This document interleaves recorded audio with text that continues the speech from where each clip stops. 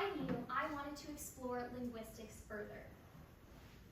For my senior project, I chose and researched 10 different global endangered languages, ultimately creating a website and map that showcased my research.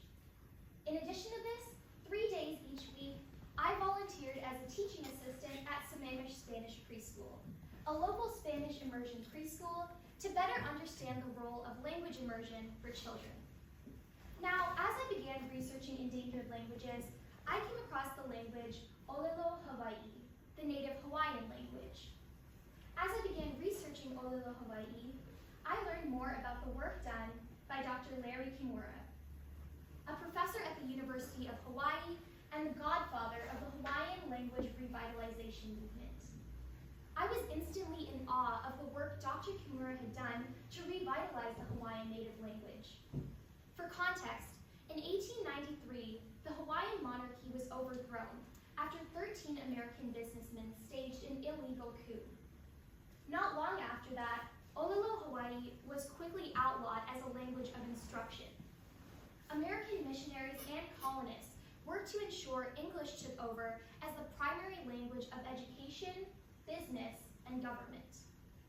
Nearly 100 years later, Olelo Hawaii was reinstated as an official state language, yet it remained critically endangered, with only a couple dozen fluent speakers remaining.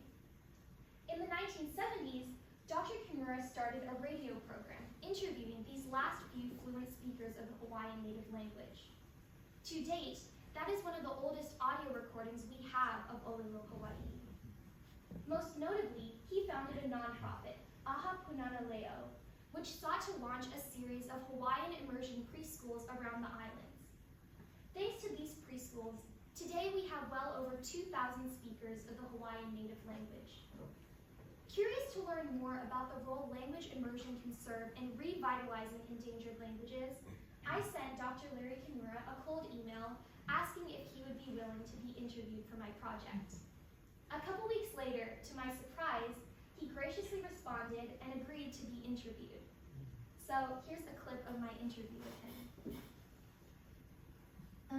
Yeah, that's really interesting. So along those lines, is that when you first identified that the Hawaiian language was in danger of extinction? Well, I knew it was mainly the older people who spoke it. And that was, of course, when I was still in maybe about the fifth or sixth grade, I think, or even earlier. I just knew that those people, my grandparents, granduncles, grandaunt, they spoke it. And my mother, but nobody else. I didn't see anybody else speaking it. Speaking with Dr. Larry Kimura inspired me to better understand the role language immersion can serve as a viable solution for revitalizing endangered languages. So, I decided to begin working at Sammamish Spanish Preschool, a local Spanish immersion preschool. Although Spanish isn't an endangered language itself, I hoped that this experience would help me better understand language immersion. At Sammamish Spanish Preschool, I worked as a teaching assistant for 2 teachers, Ms. Sochi and Ms. Lilia, for a group of about 14 preschoolers. At the preschool, my responsibilities included reading stories during story time, helping to lead arts and crafts activities, teaching them dances, which was important since they are graduating tomorrow, and leading English activities. Now, because Spanish is the primary language of instruction at the preschool, Ms. Sochi and Ms. Lilia asked me to help lead some English exercises since all the preschoolers will be headed off to kindergarten next year at primarily English-speaking schools. Now, one of my favorite parts of the day at the preschool was definitely story time. So after lunch every day, I would select 1 to 2 storybooks to read to the students. And this allowed Ms. Sochi and Ms. Lilia to clean up after lunch and set up for the rest of the day's activities. I really enjoyed this time of day because it was a chance for me to take the lead as the teacher, and it was such a great time to see the students engaging with the books I chose. I often asked follow-up questions after certain pages, and it was a lot of fun to hear their creative responses.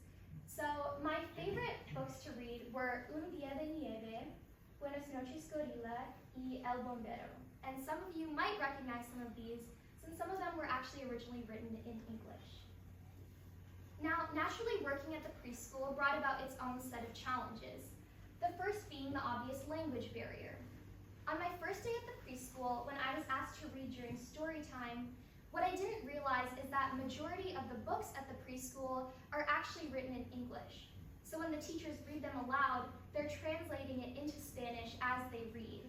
And this wasn't something I was necessarily prepared to do on the first day, just because there were some words I was unfamiliar with. However, with time, I grew a lot more comfortable with this impromptu translation. Another language barrier I faced was due to the fact that several students and teachers at the preschool spoke using Spanish slang and colloquial language, which I wasn't fully familiar with because it's not something that's accommodated in the typical high school Spanish curriculum. However, as the weeks progressed, I could certainly feel my own self-confidence in Spanish increasing. So some takeaways. I really got to witness the role language immersion can serve for children. And research does show us that children pick up languages a lot quicker than adults do. And there were 2 or 3 students at the preschool who do not come from Spanish-speaking families. However, in this one school year itself at the preschool, they have fully picked up the language and can communicate fluently. Something I didn't expect was that I actually walked away with an immersive experience myself. I don't come from a Spanish-speaking family, and it was really great for me to speak Spanish all day. There were even times when I would slip into Spanish outside of the preschool. And finally, it allowed me experiences I couldn't have gained in a classroom. Comforting a sobbing toddler or engaging in conflict resolution, all in a language different than my own. This is one of my students at the preschool. Her name is Valencia, and she was a student I got along with really well. She has her little bell dress on for Princess Day, and she was really sweet. I always looked forward to seeing her each day. And then this is a card that all of the preschoolers made me on the very last day. It's really special to me. I love all of their drawings. And another thing I love about it is that there's both English and Spanish on the card. So to me, it just represents the convergence of these cultures.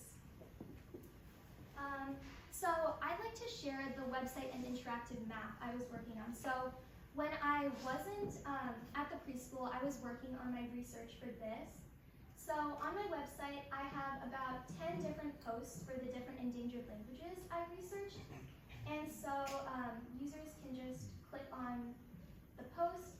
I include a condensed readable form of some of the information, some photos, and at the bottom I include some additional resources, including videos and dictionaries, in case the user wants to learn more about the people or the language itself.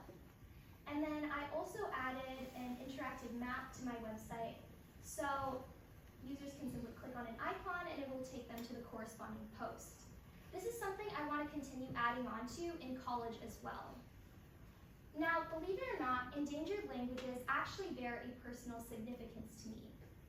Growing up, while my own ability to communicate was limited to English, I was constantly in awe of my mother's native language, Konkani.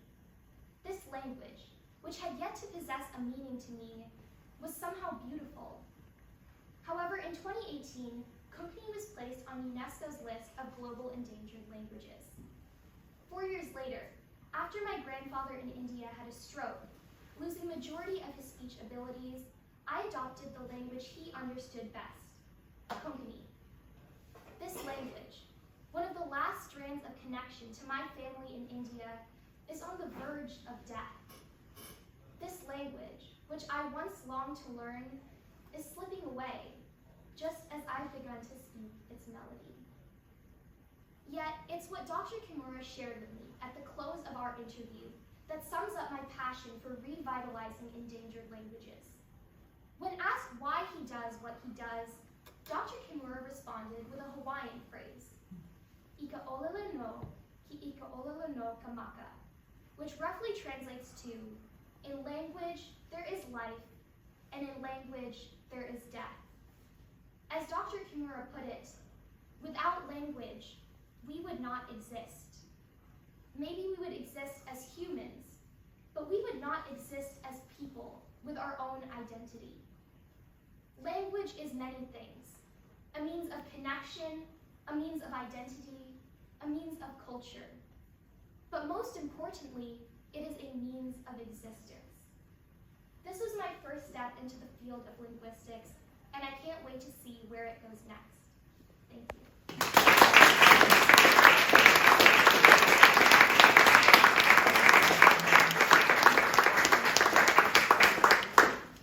Does anyone have any questions?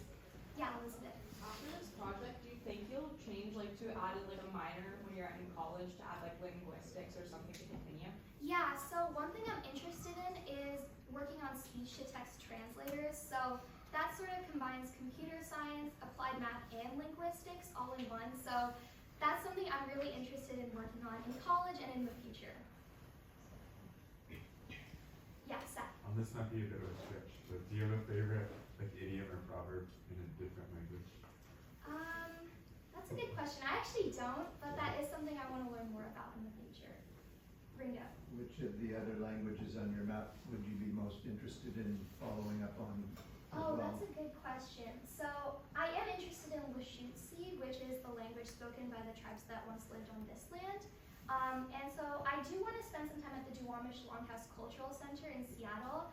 That was something I was originally going to do for this project, but it didn't work out because they were too busy. And I'm also interested in Itza, which is a language spoken in Guatemala that is like Mesoamerican Mayan descendants. Laura. Do you know anything about kokanee revitalization efforts? I don't, but I do want to research more about that. I've heard a little bit about that. Kristen.